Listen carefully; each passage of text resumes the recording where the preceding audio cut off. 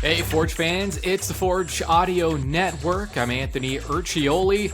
This is your official home of the reigning, defending, undisputed Canadian Premier League champions, Forge FC. This week, massive opportunity to grab 3 points, much needed, crucial points against Vancouver FC. It all goes down Sunday, 5 o'clock kickoff Eastern time at Willoughby Community Park Stadium in Langley, BC. It's Vancouver. It's Forge. Now, welcome to the playoffs before the playoffs. If you saw last weekend's match against Ottawa, where Forge and Atleti battled to a scoreless draw, coaches, players after the match, they really felt that playoff atmosphere. And when you look at the numbers in this match, because here's what just pops out right in your face. More than half of the match was played in the midfield. Nearly 53% of play was concentrated in the middle of the pitch, which can only suggest that you have two teams battling and protecting the house, playing very tight defensively, not trying to make any mistakes, not playing safe, but let's say playing responsible. And it was just very tight. Not a lot of space out there. Forge thought they could have been better. And I will read you the quote from Bobby Smirniotis, Forge head coach, post-match in that scoreless draw against Ottawa. Quote, "I thought we should have been better in going in behind that space as we didn't do it enough. Sometimes it's a matter of personnel, and today we're missing two very creative players in that attacking part of the field, and David Choinière and Tristan Borges, who were both unavailable, and that changed things up a little bit. But to be honest, we also got into the midfield pockets very well when we thought they'd be able to congest that. But I think we just needed to have a little more forward momentum, some more forward runs, and be a little more incisive with our passes." End quote. So, midfield play, solid. We expect that from Forge. The issue, I guess for both clubs, not a lot of space in that attacking third. But Forge, though, thought there was some opportunity. There were some openings. There were some pockets. They just were unable to exploit it. And to Ottawa's credit, we are talking about, the gold standard over the past, almost 2 seasons now of just really solid defensive play. Ottawa, not only are they so good defensively, they love to defend. They are so comfortable. This is a club that, despite contending for first place right now, the only club of all the playoff teams are the only club who averages less than 50% possession per match. It just, they don't, there's no panic. They are so good defensively, so comfortable in their defensive third. Now, frankly, I do not expect the same this Sunday. But if you're Forge, I said opportunity off the top of the broadcast, and that is exactly what this is. Forge, they almost have to approach this match against Vancouver as if they're playing, Ottawa, York, Calgary, Pacific. Something seems to happen when Forge plays Vancouver, and it's happened this year. Vancouver, an expansion club, bottom of the table, struggled all season. They gave up 2 goals per match. They gave up a lot of chances, but for whatever reason, when Forge plays Vancouver, Forge, they lack energy and that urgency. And I don't know if it's a matter of looking at your opponent and maybe adjusting based on quality. I can't say for sure, but human nature kicks in. It is what it is. As much as we look at pro athletes as, inhuman, those human tendencies are still going to be there. It is we are biologically programmed to preserve energy when it's not necessarily needed. So when you're playing against a club like Vancouver, when you can get away with, not necessarily emptying the tank and being a little more, kind of thoughtful in what you do. You have a little more time on the ball when you're playing against a club like Vancouver. Sometimes you can overthink yourself. And I think at the end of the day, I think human nature kicks in. So there has to be, this club has to will itself, force itself mentally, whatever they have to do to treat this like they're not playing Vancouver, like they are in a final, like they're in a playoff game, like they're in a must-win situation. Because by the way, when you look at the table, it's not must-win in a literal sense, but it's very, very close. Forge FC right now in 5th place, which is the final playoff spot. Forge FC right now is in a play-in game for the playoffs, and they've played one less match than all the clubs. They played one more match than all the clubs ahead of them. So they still have ground that could be made up on them. They have 32 points in 5th place. They are tied with both Ottawa and Halifax, but Ottawa-Halifax, they have a match in hand. And Pacific. So this is unbelievable. This league will never cease to amaze me. You look at the table. Cavalry is in 1st place with 36 points. From 2nd to 5th, Pacific, Ottawa, Halifax, Forge, they all have 32 points, 4 points back of Cavalry. The main difference being Forge has played one extra match. So, is it must win? Literally, no. But it's very close to that. This club has already dropped 4 points against Vancouver. Out of 9 possible points, Forge have picked up, 4? It's not enough. It's just not. This club has to be better against Vancouver, and they need 3 points, because there are some really big matches coming up for Forge. They have a match against Cavalry coming up, a match against Pacific coming up. They cannot fail to secure 3 points against Vancouver. Looking at the home records. And by the way, Vancouver, I didn't mention their standing on the table because I already but they're in last place. They're in 8th place. They're an expansion club. Having said that, looking at the standings now, I didn't realize how close they were to Valor. They're only 3 points back of Valor. So, tough season for Valor. But Vancouver right now in 8th place, just 4 wins in 21 matches. They've scored 19. They've given up 40, which is far and away the most in the league. It's not even close. And at home, Vancouver has won 3 of their 4 matches at home this season. One of those matches is against Forge. In fact, at home, Vancouver has the 2nd worst record. 12 points in 10 matches. The worst record at home, York United. 11 points in 10 matches. Disappointing season for them, to say the least. But away from home, Forge has been good. 11 matches, 17 points. They're just 1 point back of the leaders in terms of away record, which is York. Weirdly enough, York is the best road team in the league and the worst home team in the league. You can try to figure that out. I cannot. Head to head, as mentioned, Forge, 1 win, Vancouver, 1 win, and there was a draw. And coming into this match, there's good news and bad news. We'll do the good news first. Forge, they have not lost in 3 matches. Bad news is they haven't won in 4 matches. So they've tied 3 matches in a row. And the thing is, Vancouver, like I said, they give up a lot of goals. Nearly 2 goals per match. 7 of the last 9 matches, they've given up at least 3 goals, which is huge. And Forge, by the way, on the other side of that, very good defensively over this little stretch. 5 of their last 7 matches, in total, their matches have gone combined with their opponents. There have been less than 3 goals per match in 5 of the last 7 for Forge FC.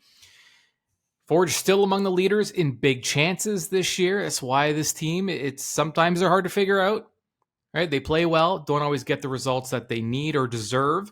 Forge FC 46 big chances this season. That's second in the league. They are 2 behind Pacific. And ball possession, number 1, Forge FC, 56.1% per match. Kyle Becker still leads the league in key passes per match at 2.3. And Taron Campbell, still your league leader in goals, although he's sharing it right now with Ollie Bassett, both with 10. The only Vancouver player to kind of show up in these major stats is Sean Hundal. He has 6 goals. He is 4 off the lead, a bright spot in what's been an understandably tough expansion season for Vancouver. I mean, it is what it is. Shedding some more light on Vancouver, we head to the West Coast. That's where we catch up with Alex Ganke-Ruzic, makes his triumphant return to the Forge FC match day preview. Alex, the much anticipated return to the match day preview. Just, all the requests and all your fans have been clamoring for your return, and glad to have you back. We haven't talked in a while. Are you good? I mean, there's with the fires and things like that. I know you're out west. I don't know how it's impacting you. Yeah, I mean, it's been certainly a tough time for those up in the interior. Luckily, I'm in Vancouver, so I'm in a bit away from it. There's a few days of smoke, but I mean, for us, I guess pales in comparison to those up north. So it's been getting better, which is good. And there was some great rain this week, which maybe in the summer most years you would be a bit disappointed, but we certainly took it this time. Yeah.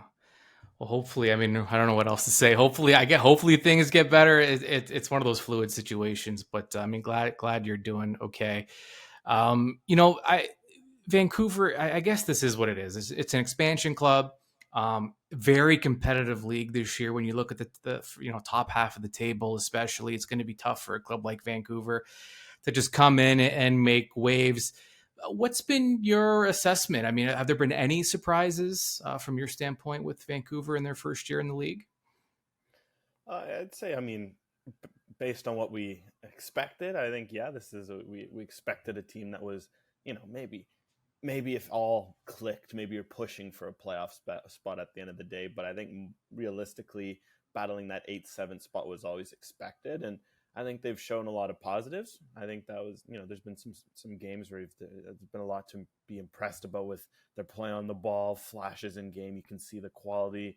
Some of the mid-season signings were a nice bonus as well, too, to kind of show that, okay, look, like the team's not messing around, already looking forward to maybe if things don't, you don't make the playoffs this year, but you're already looking ahead to building a squad for next year. And I think there's overall been a lot of positive glimpses. So I think it's going to be interesting to see what this last 7 games looks like. Can they really show how far they've come from the start of the season? I think if they can perhaps maybe get some results, at this point playoffs is very far out of reach, but you can mess up the fates of those around you, and then you can start building for next year, because there's definitely some building blocks that I think a lot of CPL teams would have loved to build around, and Vancouver did well to poach and build a bit of a core in year one. What about the community response to Vancouver FC? Obviously, you have the Whitecaps there. You have Pacific doing what they've done. Clubs that, Pacific, they're still new-ish, but still clubs that have some footing in the area. Where is Vancouver FC, just in terms of kind of the fan base, the community response? Have they been embraced at this point?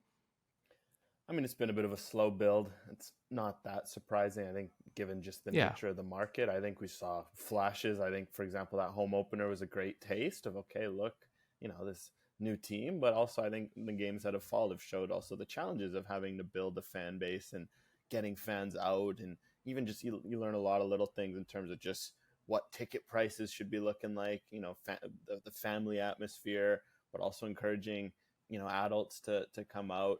And I think the club's been learning a lot. So I'm curious to really see what next year looks like. So just, talking to those who work in the club, who, especially on the off the field side, marketing, community engagement, and a lot of that, it's been a lot of learning. Mm-hmm. They'll be the first to hold their hands up, be like, look, there was a lot that we hoped for that didn't happen, or there's things that we learned a lot about that we want to apply. And I think it'll be curious to see if they can really get some momentum next year. Maybe if the results are a bit better as well on the field, year 2, things start to gel. As we know with Vancouver as well, one thing it will always be is it's a very results-oriented market. It's one where if you're doing well, if you're winning, that will be the easiest marketing you can ever do. But so certainly the hope for that. But even just little things in terms of community engagement, ticket prices, all that, they've learned a lot, and hopefully we'll see a result of all that with next season.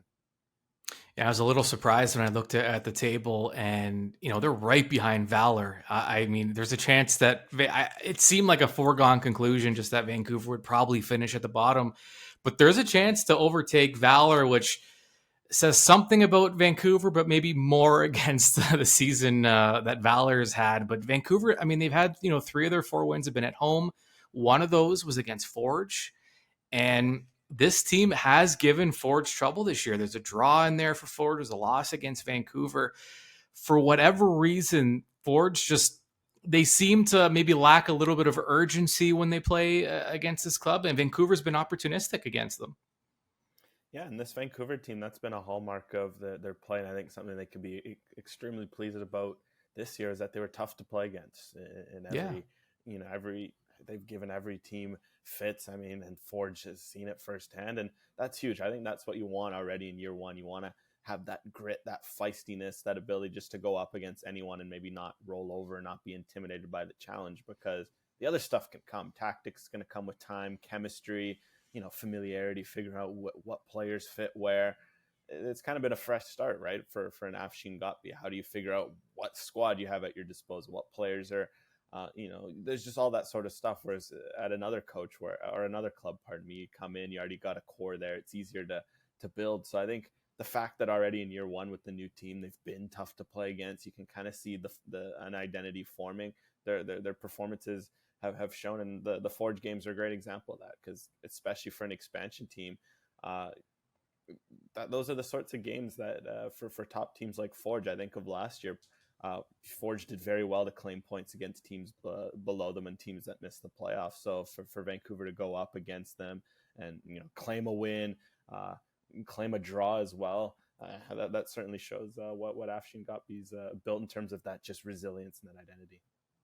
Yeah, no, it's been impressive. And have there been guys, a younger squad? Are there some young guys that, some up and comers, or maybe guys that have already made an immediate impact that we can kind of keep our eyes open for going into next season?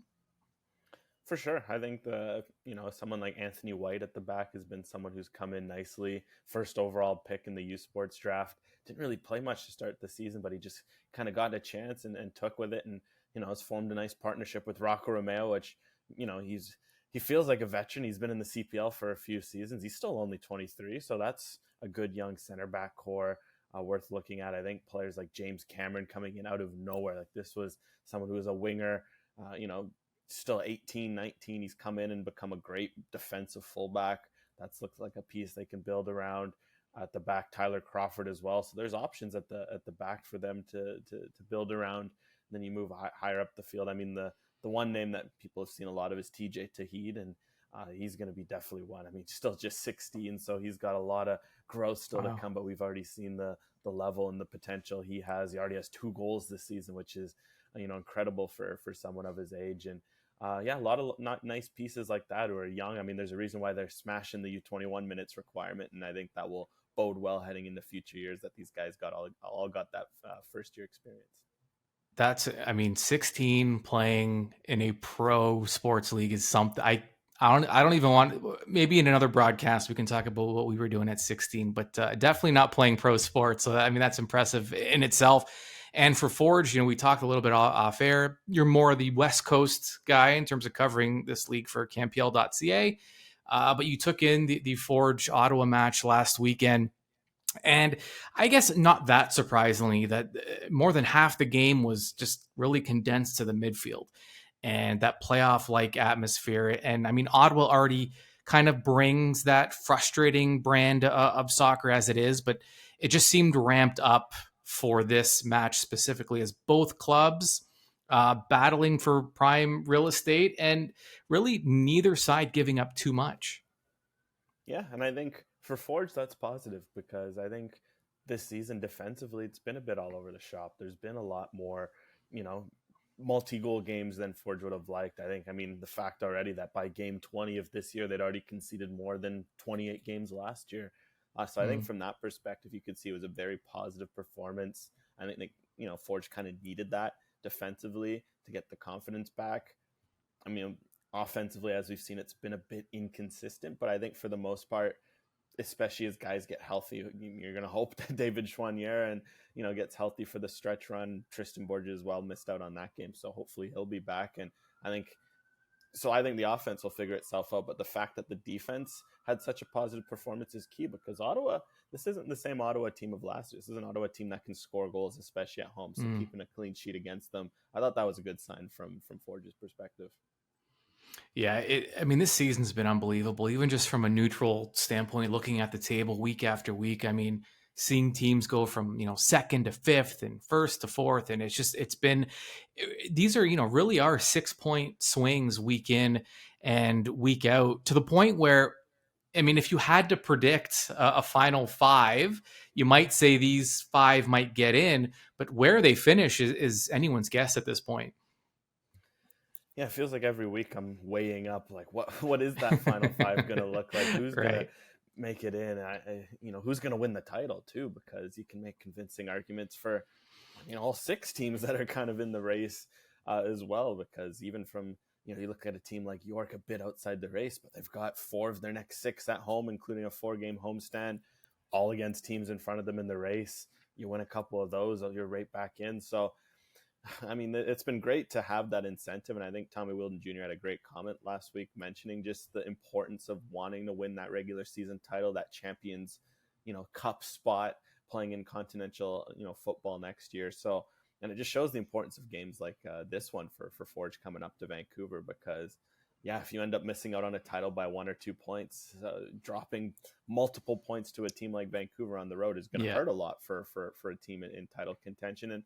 But that's what you want. You want, these sorts of top games to matter, but also just the, games like this as well to matter for Vancouver, to look like, okay, we can disrupt Forge's title chances, for Forge to know, okay, we have to go away to Vancouver to get points to stay in this title race. I think it's just been thrilling to have it so close. And I think as we're seeing each week, these games are meaning more and more. And sometimes later on in this season, it can kind of just be a grind. You maybe already know what the playoffs look like, and you're just kind of keeping guys healthy, keeping guys in decent form ahead of the playoffs, whereas now it feels like everyone's gunning for it, and it's led to this photo finish. Yeah, it's been great. And the other thing too is it could, to your point, it could come down to which team just gets hot at the end of the year, because we've seen some streakiness in, Pacific. Cavalry is in form now, but they've had their moments as well. Ottawa had that slow start, and they've been really good lately. So it might just come down to which team is in better form in the last week of the season going into the playoffs, I guess.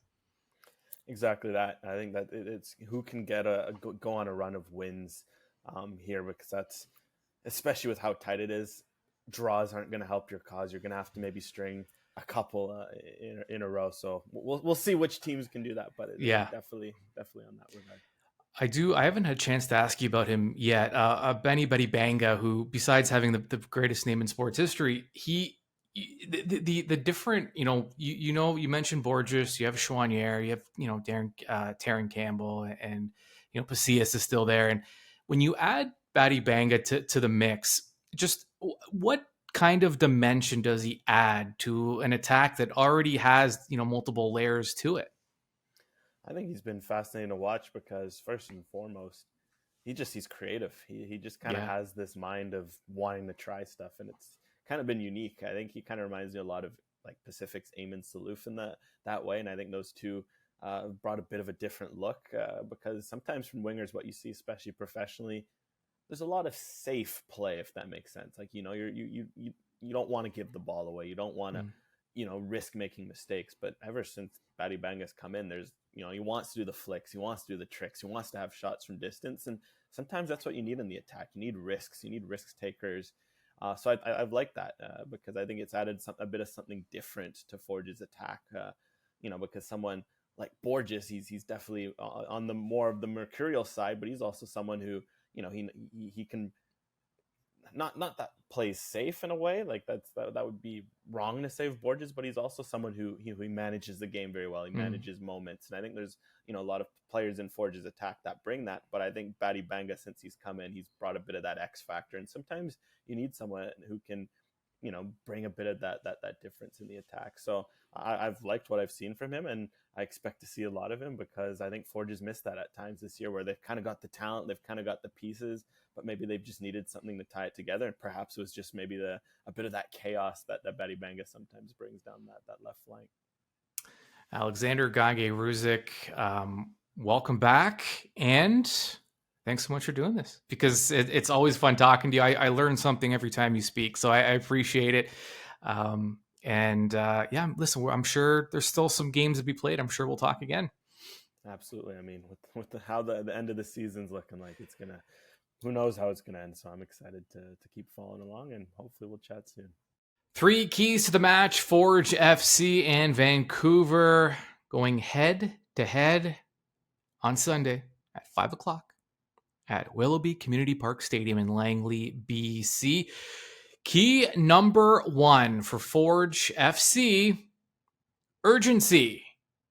For the most part, Forge, they've just, I said it earlier, they have lacked urgency in their matches against the expansion club, leading to some missed opportunities and drop points. Forge has to have a playoff-like mentality, and that's easy against clubs like Ottawa and York, but it's difficult to do against a non-playoff club like Vancouver. And Forge, they really need to ramp up the intensity and treat this match the same way they did in Ottawa. This has to be a 3-point match for Forge this weekend. Key number 2 for Forge: attack the third. Sticking with the theme of urgency, Forge felt they didn't do enough to find the open pockets in the attacking third against Ottawa, but they should have plenty of opportunities to do so against Vancouver, a club that concedes 2 goals and averages 40% possession per match. Key number 3 for Forge FC: launch pad.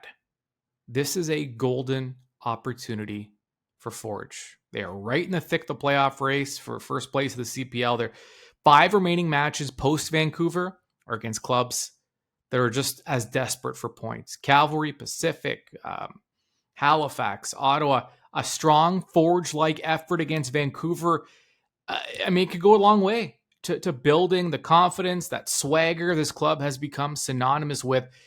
Focus and will yourself to treat this match like it's a final, and use this as a launching pad down the stretch. Those are your 3 keys to the match for Forge FC taking on Vancouver FC. Before we go, reminder, because some big announcements have come down in the last week or so regarding the Spark Summit. We're a few weeks away from the second annual event at Tim Hortons Field in Hamilton. This event, it connects and inspires professional women in the sports and entertainment industry. It goes down Saturday, September 9th from 4 to 7 p.m. at Tim Hortons Field. Following the panels, there will be an evening of networking and soccer on the club level at Tim Hortons Field during the Forge and Cavalry match. So you get the panel, you get to network, and you get to watch what promises to be a monumentally huge match between Forge and their rivals, Cavalry FC. The event will be hosted again by CBC and Maple Leaf Sports and Entertainment host Jacqueline Dory. The panel will include Megan Cheka, the co-founder and CEO of Stathletes, TSN anchor Lindsay Hamilton; Patrice Whiffen, who founded one of the largest events and multimedia firms in Toronto, specializing in sports and entertainment; Karen Volden, VP of production for Uninterrupted Canada, a division of LeBron James's sports media company; Tiffany Lai, the senior manager of brand and creative design at the Canadian Football League; and Mary Lobson, who's the founder and CEO of Reese Technologies, Inc. Her company's trauma-informed online platform provides an outlet for reporting bullying, abuse, harassment, and discrimination, advocating for change across sectors and Industries. It promises to be a very, very special night on all fronts, and you can secure your spot by visiting forgefc.ca/Spark Summit. And I mentioned that match against Calgary. That's after this one against Vancouver. Again, why this match against Vancouver is so important is because it's only going to get difficult. This is you never want to dismiss or look down upon an opponent, but this is an objective fact. This is by far the easiest opponent Forge will have down the stretch. So you cannot squander 3 points. You just can't. Because after this, it's Cavalry. That's the night of the Spark Summit. Then you have Valor. Again, winnable, but still a road match in Winnipeg. And then after that, home to Pacific, at Halifax, and home to Ottawa. I mean, these are 6-point swings. And if you've been following this league, this regular season up to this point, you know that you can end up going from 1st to 5th in the span of one match. That is how tight things are, and there's just not a lot of real estate, and these teams are squeezed together. They're feeling the pinch, and you're seeing that playoff-like atmosphere, and that is what Forge will have to bring this weekend against Vancouver. Immediately following this match, head on over to the Forge FC YouTube channel for an instant match in review right after that final whistle. Okay, enjoy the match, enjoy the long weekend, and we will talk to you very, very soon.